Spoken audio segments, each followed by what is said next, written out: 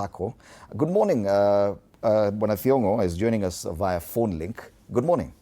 Good morning, Bwana Idimoni. Yes, now, yesterday you may have been in that meeting that decided to call off the strike. We need to understand what happened there because many Kenyans feel that probably it was a bit premature to call off the strike without any tangible deal from the government. Yes, we have had this very lengthy discussion with the Minister Interior and Minister of the Transport of P&I, and of course, Minister for the Petroleum, and of course the Governor of Nairobi, whereby we have been trying to drive our point that the legislative is there. The DStv is requesting for a meeting for a special sitting to lower the petrol stations, and of course we are asking for the same thing, so that the government, the legislator can at least reduce or waive some of the taxation so that the fuel can come down.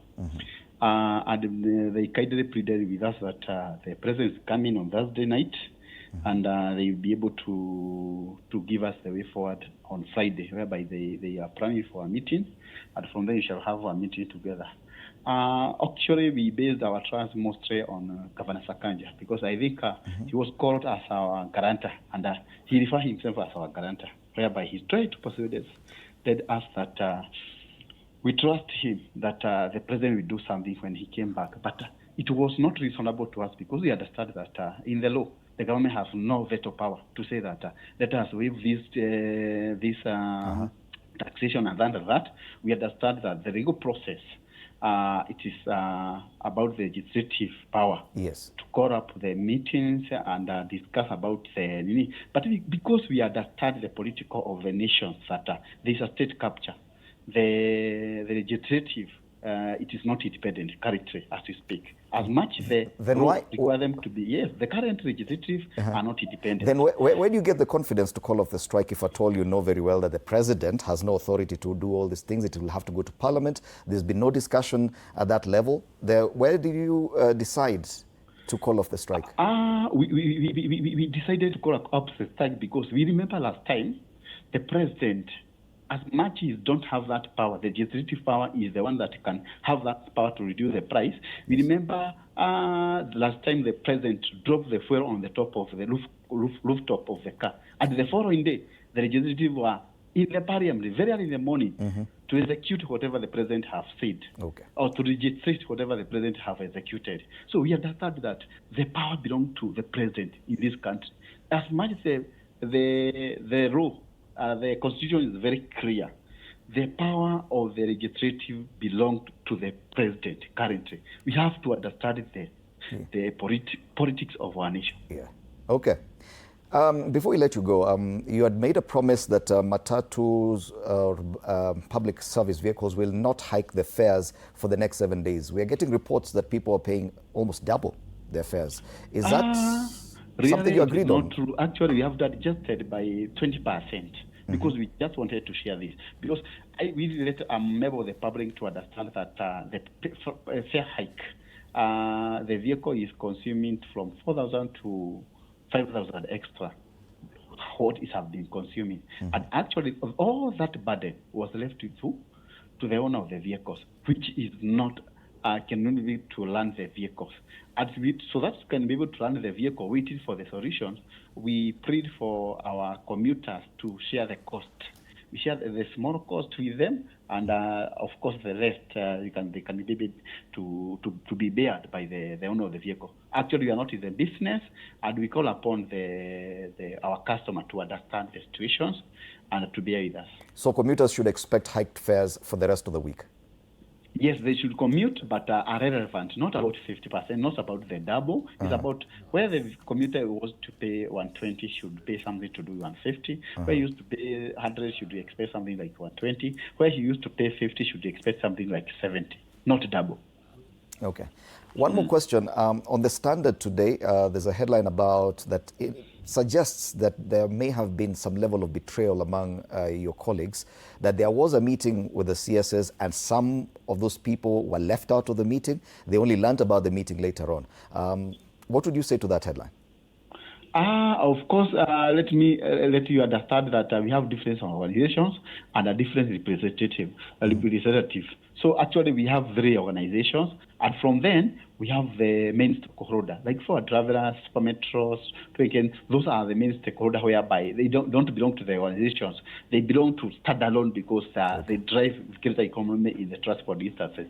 What you used to do, we used to pick the main investors or the main transport stakeholder to represent the others, because of course the boardroom meeting cannot accommodate 800 chairmen across the country. So or the directorship. If you go to the directorship, you may find that across the country we have around 400 and something leadership of the transport industry. All what you do is representative, and we are praying for them, because actually we borrow for apology because we felt that their expectations was not met. We never made the right decision. But all what I want to assure them that there was no bribery that happened, so that we can be convinced. What convinced us is that the reducible minimum was we call off the strike for that 10 shillings to be reduced, and they went go ahead as much as we stated on Monday that we shall not call off the strike. They go ahead and reduce the price. So one of the factors that at least convinced us that the government have at least a bit of the goodwill, because they dropped that 10 bob despite regarded that we never called off the strike. The other thing is that the governor of the Nairobi, who used to relate very well in the county level and discuss the matter that a crisis that happened in a county, appear himself to be the guarantor and assured us when the president comes, he must do something. And of course, we understand and stated that if the president will not do anything about it, he will betray the government himself. And we are calling upon them not to lose hope. Some of them, there's a very rich guy from West Shuttle, whereby he declared yesterday that he's ready to dispose of the business because he felt that he betrayed. So we never betrayed them. We cannot take small penny, because they have been saying that we took like 10.5 million. So that we can be able to go back to the work. There was no money that was experienced to be given. And of course, actually, we made a statement there in the boardroom meeting whereby we stated that we are not here for our personal interest. We are representing the motorists and of course the general Kenyans. That will be a very big mistake and a very big betrayal of these nations, because it is selling our own people. Saying that we can take like 10 million. That's a very small penny. The money we are losing, it is not cannot equate with the money that the opportunity that we have received, and we cannot do such a kind of a thing. In 7 days, if at all nothing happens, are you saying you'll down your tools once again? Yes, and we are calling upon all those investors, all those chairmen to kindly bear with us and let us come in a bigger way. Let us make it more bigger, the matter of all the strike, so that the government will feel the pain. Because what we understand that at some extent they must have been used that tactic. But let's assure them that if they failed, we shall sit down, and of course we shall have a sitting even before that time comes, so that we can be able to persuade the federal leadership that this is not something that was corrupted to stop the strike. It's something that was done with the good of our nations. It's something that we want to bring a harmony in this business, because actually you are the main casualties. The transport industry, as much the Kenya are losing, we are the main casualty. One society like for travelers have lost more than 10 million. So what do I have to equate, unless I am a betrayer, a very big betrayer, to take some kind of a money to betray my people? What kind of a laws that have cost the entire city, the entire country, and the trust the leadership of all the motorists have based on us? We cannot do such a kind of things. And in case there's such kind of thing that happened, we can be able to root out the issue. We are going to investigate. Also, we shall not keep silent. But if it happens that it was true, we'll be able to make sure that the people that took that kind of money will be uprooted from the leadership or representative of the motorist industry.